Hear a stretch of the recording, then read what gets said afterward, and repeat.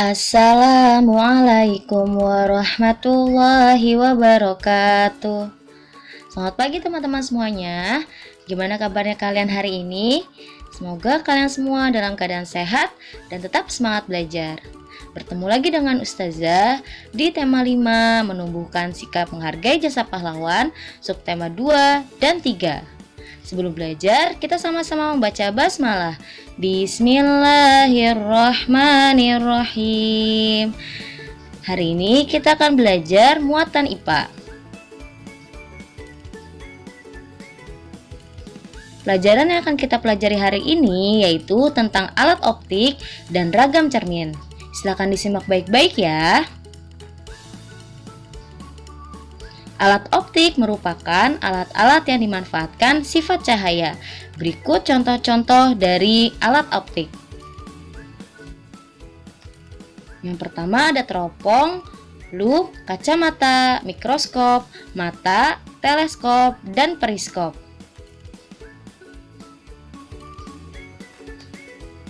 Contoh alat optik yang pertama adalah lup. Lup terbuat dari sebuah lensa cembung. Lup dapat membantu kita melihat benda-benda yang berukuran kecil, misalnya tulisan yang ada di buku. Tetapi, perbesaran yang dilakukan lup itu terbatas. Dalam memperbesar suatu benda, lup menerapkan salah satu sifat cahaya, yaitu dapat dibiaskan. Nama lain dari lup adalah kaca pembesar. Adapun bagian-bagian dari lup itu ada lensa cembung, kepala bingkai, skrup pengendali, dan yang terakhir yang bagian bawah itu ada tangkai lup.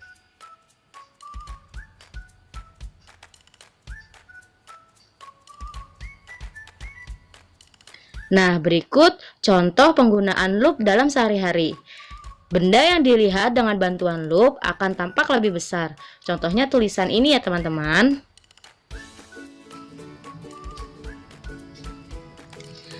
Contoh alat optik yang kedua yaitu adalah kacamata.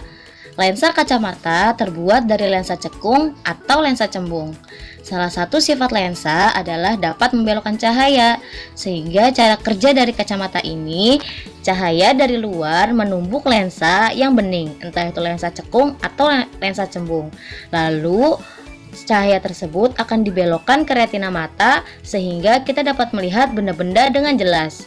Adapun bagian-bagian dari kacamata, itu ada gagang kacamata, ada frame atau bingkai kacamata, ada nosepad, dan ada lensanya.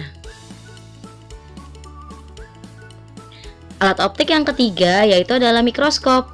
Mikroskop adalah alat yang digunakan untuk melihat benda-benda kecil yang tak kasat mata. Contohnya misalnya bakteri atau jamur. Mikroskop ini dapat memperbesar bayangan hingga 1000 kali lipat, sehingga kita dapat melihat benda-benda yang kecil dengan jelas. Nah, ini ada contoh gambar ketika kita melihat dengan mikroskop ya.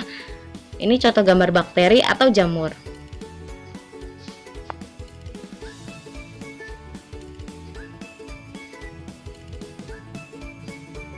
Alat optik selanjutnya yaitu adalah periskop. Periskop digunakan para nelayan atau nahkoda pada kapal selam untuk mengamati bagian dari permukaan laut.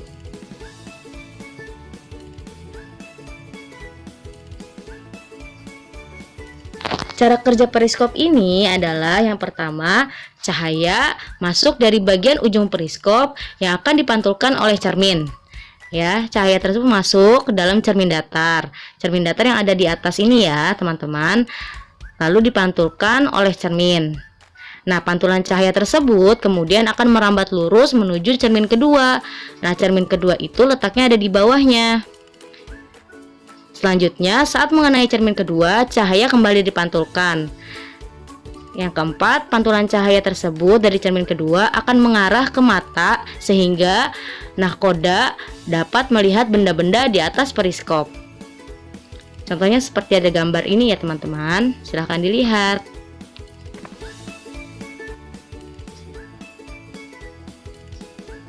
Alat optik selanjutnya yaitu adalah kamera. Pada kamera terdapat dua lensa yang dipasang secara bersusun. Dalam kamera juga terdapat bagian yang mengatur cahaya seperti pada mata manusia yang disebut dengan diafragma. Cahaya yang masuk pada kamera jatuh pada film sehingga membentuk gambar. Alat optik selanjutnya yaitu adalah teleskop. Teleskop disebut juga teropong. Fungsinya adalah untuk melihat benda-benda yang sangat jauh sehingga benda-benda tersebut terlihat lebih dekat.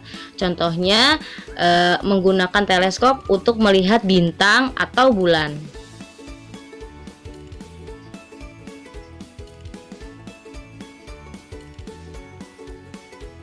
Nah, pembahasan sekarang tentang pemantulan cahaya. Minggu lalu kita sudah membahas tentang sifat cahaya, yaitu cahaya dapat dipantulkan. Nah, hukum pemantulan cahaya itu yang pertama, sinar datang sama dengan sudut pantul. Yang kedua, sinar datang, garis normal, dan sinar pantul terletak pada sebuah bidang datar. Kalau kalian ingat minggu lalu, contoh pemantulan cahaya itu ada yang teratur dan ada yang tidak teratur. Contoh pemantulan cahaya yang teratur itu ketika pemantulan pada cermin datar, ketika kita sedang bercermin. Itu contoh pemantulan teratur. Atau yang kedua yaitu pemantulan teratur pada permukaan air danau yang tenang. Nah, ini contohnya.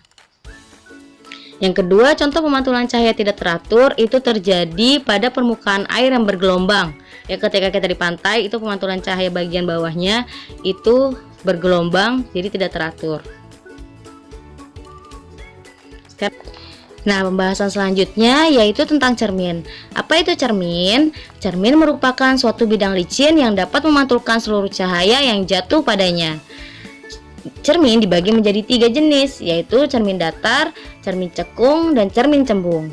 Contoh dari cermin datar itu cermin yang biasa kita gunakan untuk berhias diri.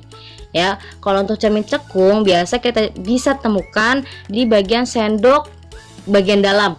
Ya, sendoknya sendok stainless steel yang bagian dalamnya untuk kita makan. Nah, atau kita bisa temukan di bagian lampu senter. Kalau cermin cembung bisa kita temukan di spion motor atau spion mobil, atau di bagian sendok stainless steel yang bagian luar.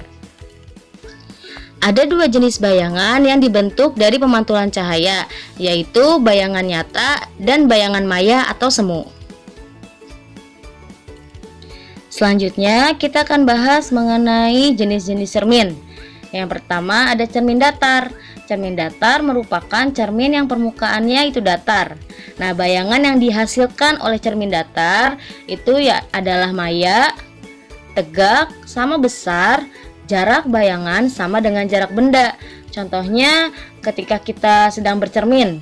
Kalian perhatikan ketika kalian sedang bercermin, itu otomatis bayangannya ketika kalian berdiri, maka bayangan yang ada dalam cermin ikut berdiri, tegak. Ya, nggak mungkin ketika kita sedang berdiri bayangan di cermin tidur, ya itu kan nggak mungkin.